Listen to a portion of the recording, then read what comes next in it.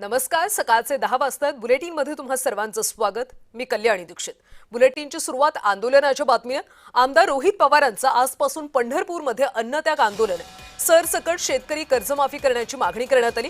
आमदार रोहित पवार शेतकऱ्यांसाठी मैदानात उतरलेत.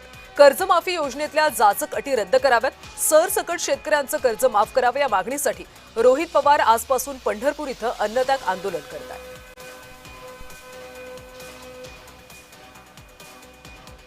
आमदार रोहित पवार आजपासून पंढरपूरमध्ये अन्नत्याग आंदोलन करणार आहेत.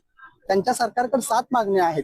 त्यापैकी एक मागणी मान्य केलेली आहे सरकारने, पण प्रमुख मागणी त्यांची आहे ती म्हणजे सरसकट शेतकऱ्यांची कर्जमाफी करावी आणि त्यासाठी ते आज पंढरपूरमध्ये अन्नत्याग आंदोलन सुरू करत आहेत.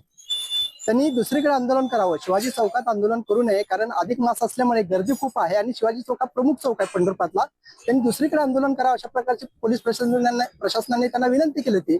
मात्र आमदार रोहित पवार यांनी शिवाजी चौकातच अन्नत्याग आंदोलन करण्याचा निर्णय घेतला. ते ठाम राहिले आणि आता ते इथं आंदोलन करणार आहेत.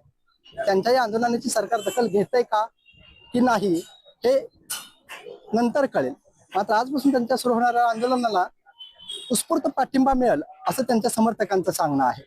संतोष कुलकर्णी, जय महाराष्ट्र न्यूज, पंढरपूर.